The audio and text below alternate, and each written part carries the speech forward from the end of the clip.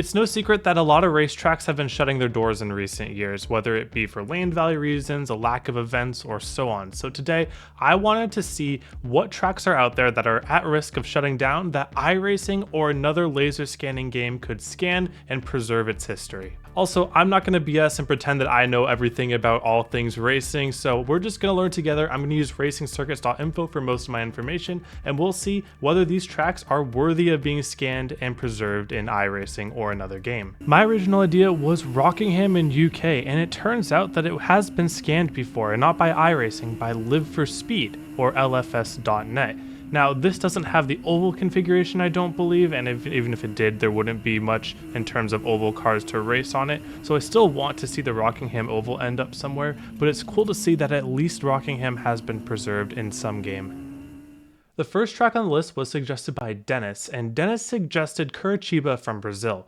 This track was apparently a very popular track in Brazil that has seen a lot of racing, but also a lot of tension over the years, having to do mostly with kind of a political air of the land that it was sitting on, because even way back then, it was on very, very in-demand land, and up until 2021, the track was able to survive, but it had finally closed its doors back then. I don't know if it's completely demolished yet, but this might be something that iRacing might want to take a look at. This track hosts all sorts of racing back in the day, including Brazilian stock cars, GT racing, types of formula racing, so I think this would be a great fit into iRacing because one of the biggest strengths a track can have when being put into iRacing is having a bunch of different cars like being run on it. The next suggestion I got was for Calder Park, and this is another great choice and one that I didn't even know about before getting into this. Calder Park is a motorsports complex in Australia that has the only paved oval in all of Australia. Nicknamed the Thunderdome, this oval was opened up in 1987 to some fanfare where a lot of NASCAR stars came out to test and drive an exhibition race on this test.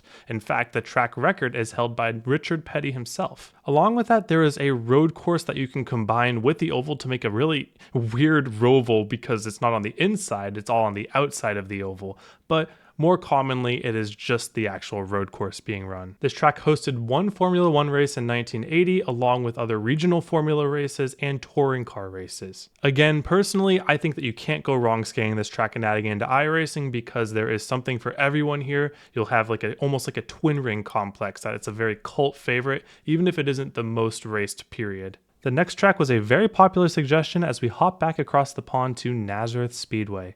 Nazareth is a very storied history starting in 1910 but becoming a paved oval in the 1980s. This almost mile-long tri-oval would almost remind people of Richmond, but it was very distinct. It would be something that is very unique within any sort of sim. Around the turn of the century, the track was having very successful events in IndyCar and NASCAR, but in 2004, the track was purchased. The problem was it was purchased more for its dates on the NASCAR schedule than it was for the track itself, and when those dates were transferred to another track, the track basically fell into disrepair. Now, the condition of this track is much rougher than other ones that we've heard about, like North Wilkesboro is obviously the one that will probably come to your head, so I don't think it is quite realistic to scan this track, and if we did, it probably wouldn't be in a state that is even close to what it was run on the last time it was run.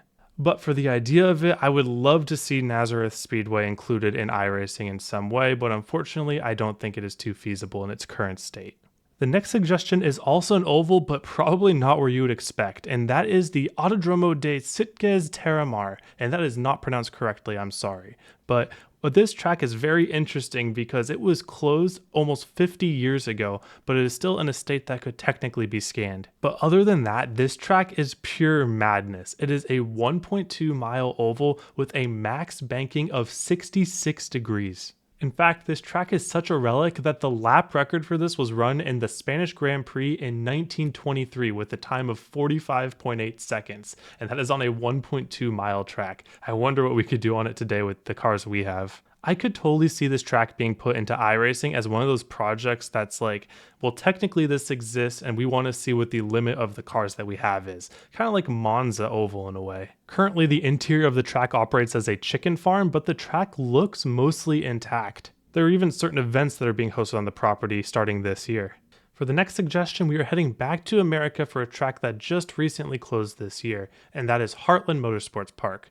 This track was opened in 1989 and hosted racing for Trans Am and IMSA. In the 2000s, the SCCA national runoffs were even run here, which makes sense given its central position in America. As late as 2018 to 2020, there were still improvements trying to be made to the track in hopes to save it, but eventually the amount of events just dried up and it had closed his doors in 2023.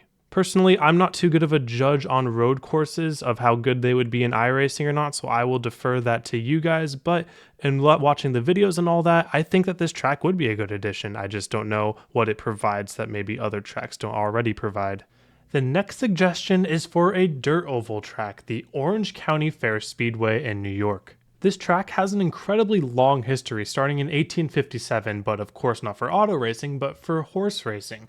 In 1919, it had its first auto race, and over the years it has converted fully into a dirt oval.